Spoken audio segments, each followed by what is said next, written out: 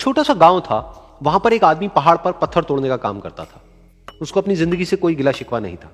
पूरा दिन वो काम करता, मेहनत करता, दिन के एंड में जो थोड़ा बहुत पैसा मिलता वो जा करके अपने परिवार के साथ में थोड़ा सा टाइम स्पेंड करता और चैन से सो जाता।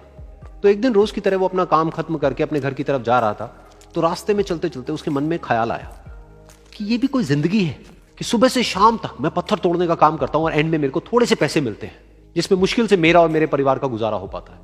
काश कुछ ऐसा हो जाए कि कहीं से मुझे कोई ऐसी शक्ति मिल जाए कि जो भी मैं चाहता हूं वो सच हो जाए।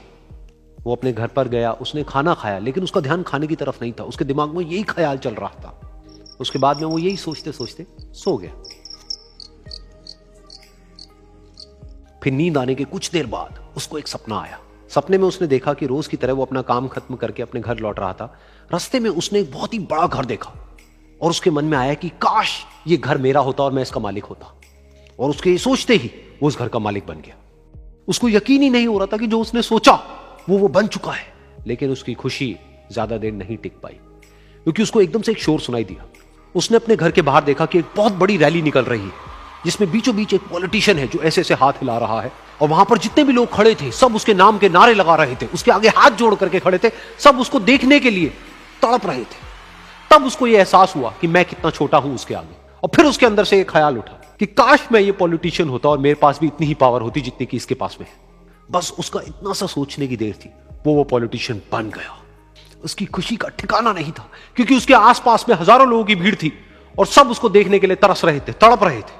लेकिन उसकी ये खुशी भी ज्यादा देर नहीं टिक पाई। धूप बहुत ही तेज थी और उस पॉलिटिशियन को आदत नहीं थी इतनी गर्मी में रहने की। तो उस धूप की वजह से उसको चक्कर आ गए और वो बेहोश होकर के गिर गया। फिर उसको एहसास हुआ कि ये पॉलिटिशियन सबसे ताकतवर नहीं है, ये जो सूरज है ये सबसे ताकतवर है। और उसके मन में आया कि काश मैं ये सूरज बन जाऊं तो मेरे आगे कोई नहीं टिक पाएगा। और उसका इतना सा सोचने की देर थी और वो सूरज बन गया। और वो खुशी से पागल हो गया, क्योंकि पूरी दुनिया को वो ही रोशन कर रहा था और पूरी दुनिया में ऐसा कोई नहीं था जो कि उसकी रोशनी को रोक सके। लेकिन उसकी ये खुशी भी ज्यादा देर टिक नहीं पाई, क्योंकि कुछ ही देर बाद आसमान में कुछ काले बादल आए जिन्होंने कि उस सूरज की रोशनी को रोक दिया। फिर उसको यह एहसास हुआ कि इस दुनिया में ऐसा भी कोई है जिसमें दम है उसकी रोशनी को रोकने का। और उसके मन में एक ख्याल उठा कि काश मैं वो बादल बन जाऊं। और वो बादल बन गया और आसमान में उड़ने लगा। उसको ऐसा लगा कि मैं आसमान में उड़ रहा हूं और अब मैं जहां चाहे वहां जा सकता हूं। लेकिन कुछ देर बाद वहां पर एक बहुत तेज हवा का झोंका आया जो कि उन बादलों को उड़ा करके ले गया। और फिर उसे ये समझ आया कि ये जो बादल हैं वो सूरज की रोशनी को तो रोक सकते हैं, लेकिन हवा को नहीं रोक सकते। ये हवा उनको बहा करके ले जाती है। फिर उसके मन में आया कि काश मैं ये हवा बन जाऊं। और वो हवा बन गया। हवा बनने के बाद में उसको अपने अंदर एक अलग ही ऊर्जा का अनुभव हुआ। वो चाहे तो आराम से बहता और चाहे तो आंधी बन करके, तूफान बन करके, जिसको भी चाहे उड़ा करके ले जाता। उसको ये विश्वास होने ही लगा था कि इस दुनिया में सबसे ज्यादा शक्तिशाली मैं हूं। लेकिन तभी उसके सामने आया एक पहाड़। उसने अपनी पूरी ताकत लगा दी, लेकिन उस पहाड़ को वो इतना सा भी नहीं हिला पाया। तब उसको यह एहसास हुआ कि इस दुनिया में कोई है जो हवा से भी ज्यादा शक्तिशाली है, जिसमें दम है उस हवा को रोकने का। फिर उसके मन में आया कि काश मैं ये पहाड़ होता।